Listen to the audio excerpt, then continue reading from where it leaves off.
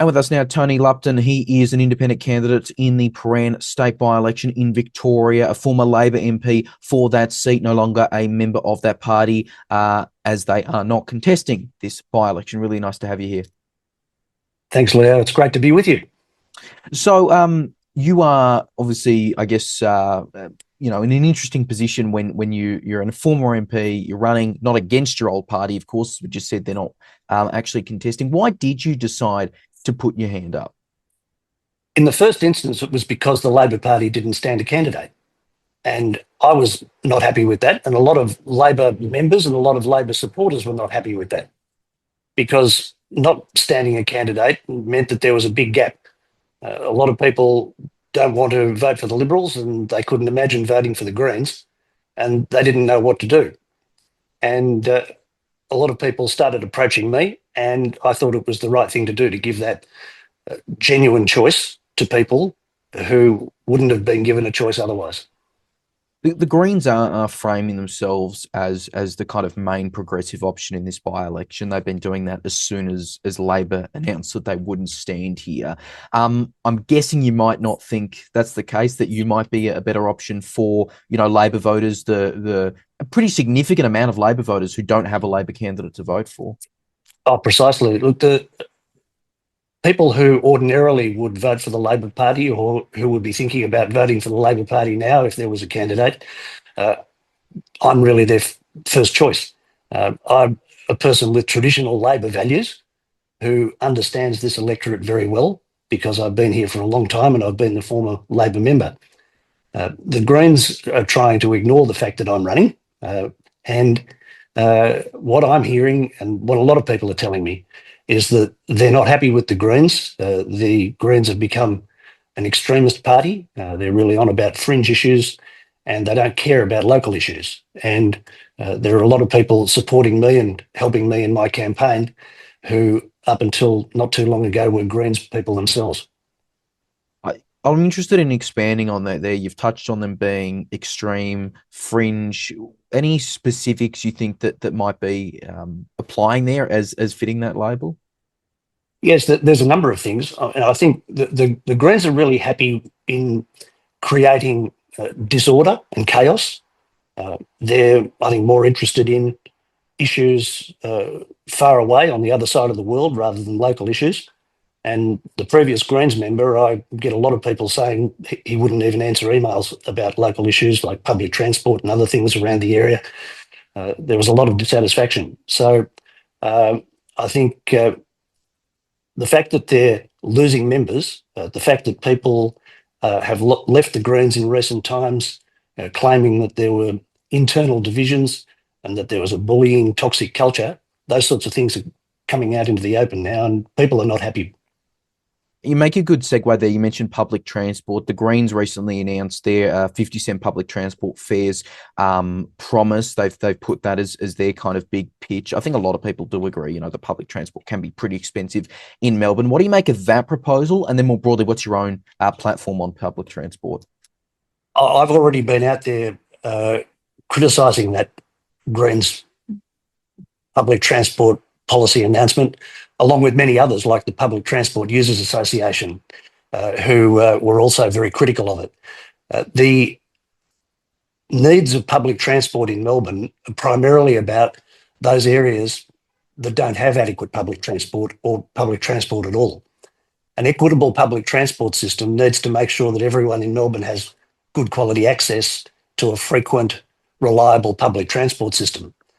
In an area like Prahran, we've got pretty good coverage in terms of public transport, although there are some issues with some of the public transport, like the 78 tram, which has some safety issues, and there are things that I want to address as a priority. But the main thing that the Greens policy would do would be to make sure that all of the areas that currently don't have a good public transport service would continue to miss out, because it's a policy that would cost, on their figures alone, about $700 million a year to implement in a state that's got an enormous amount of debt, and it wouldn't deliver one more public transport service anywhere. So I think it's a very badly thought out elitist public transport policy. And I've received a lot of feedback about it where people think that it's just pie in the sky. Of course, it'll never happen because the Greens can't implement it anyway. So offering something to the people of Prahran and to the wider Victorian community that's never going to see the light of day, I think is unfortunate, and it's the sort of thing that the Greens are known for, those kinds of stunts. Yeah, you make a point there, and this is something I've talked about before. Obviously, Labor can ignore the Greens largely, even with the upper house. There are many ways to bypass the Greens. You would be, if elected, an independent on a lower house crossbench where Labor would not need your vote. What would you actually be able to get done then? Because I mean, it somewhat falls under the same logic that they don't need your vote, and anything that you promise, well, they don't have to deliver. I think it's a very good question, and a lot of people ask, what can an independent really do? And my answer to that is very clear. An independent can do a lot of things that members of the government and members of the opposition can't. I know from my experience as a member of a former government that if there are things that your local community is really keen on and you would like to support, but the government doesn't support it, you don't have really any option but to just go along with the government. And a lot of things get missed out. Of course, if you're in the opposition, you really can't do anything anyway. But as an independent, particularly at the moment, as an independent with a strong Labor background in the presence of a state Labor government, I'd be raising issues that I think the Labor government might be ignoring. I'd be raising issues that the Labor government should be taking more time to pay attention to, and raising them in ways that members of the government backbench aren't able to raise, raising them relentlessly and making sure that the community was heard, and not concentrating on whether I was making advances within the Labor Party or any other thing. And as an independent, I think you can raise issues that are very important to the community that don't get raised otherwise. And I think we need more voices like that. I'm interested just Yes. because this is something I think I've seen some comments directed at. Obviously, you're not hiding your Labor affiliation. It's very well known. It's not a secret at all. We've talked about it, right? I think you mentioned in the Australian a few months ago. We're a life member. You've been a member since you were a teenager. Yes. What guarantee is there that you would be really different from the current Labor government in voting on a lot of things? Yes, you could raise separate issues, but ultimately, when it comes to voting in Parliament, is there much difference you see between yourself now and the current state Labor government in terms of things like policy? Oh, yes. I think that as the member for Prahran, my priority would be putting Prahran first. And that's the major issue I think that people need to consider in this by-election. Who's the best candidate to put the interests of Prahran and the people of Prahran first? And when it comes to voting on issues, it's about making sure that the government knows that they need to make proper provision for the health services, for the education services, and for the policing and public safety issues that the people of Prahran are most concerned about. They've been neglected for quite some years now, and we've got the Alfred Hospital that's in dire straits. It has a lot of building work that's needed. It doesn't have the doctors and nurses that it needs to do the job properly. There are people there telling me that. The education in Prahran is something that's been neglected also. There's a education precinct, a tertiary education precinct in Prahran that's been neglected, that's in disuse, and that could be a vibrant creative arts precinct for young people to get really good quality tertiary education and also be used as student housing so that they'd be able to live on campus. That's been neglected, and I'd do something about it. And the big issue that people keep raising with me every day, Leo, is crime and public safety, safe streets. And I'd be making sure that we did something to ensure that there was a visible cops on the beat, police presence day and night, to make sure of a couple of things. One is that people felt safe going about their normal daily business, and criminal activity was deterred by a visible police presence. What distinguishes me from a lot of other candidates is that I wouldn't just stop there about public safety and safe streets, I'd make sure that the things that lead to people not being safe and more criminal activity were dealt with in a holistic way. There are issues like drug addiction, there's issues of homelessness, there's issues of mental health that all feed into this environment that people are concerned about. And the Greens don't worry about those kinds of things.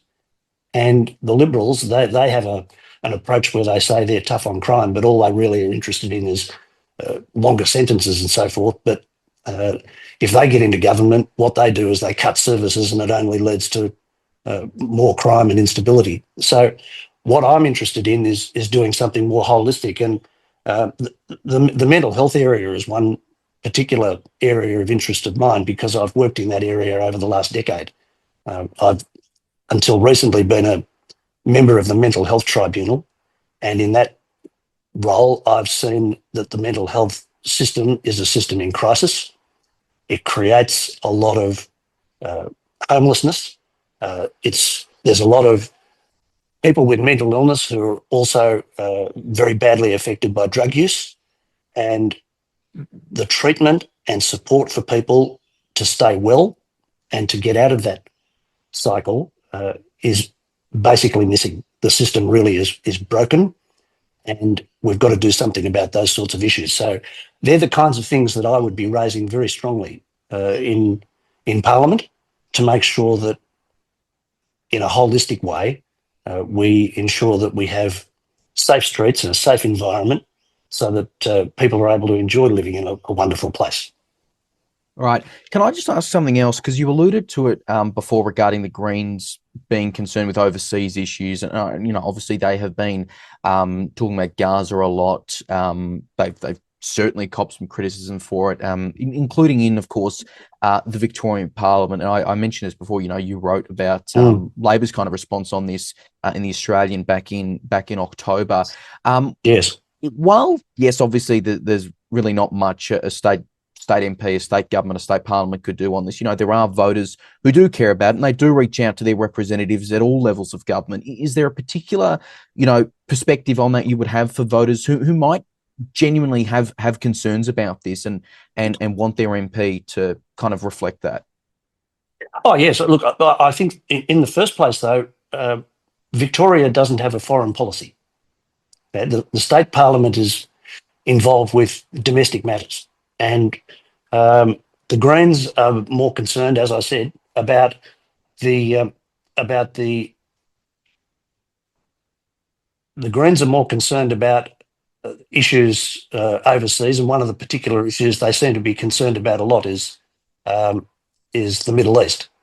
My view is that they're creating an enormous amount of disorder and concern. They're very supportive of just endless protests that are going on in Melbourne, and people raise with me all the time the fact that these protests, they feel they're intimidatory.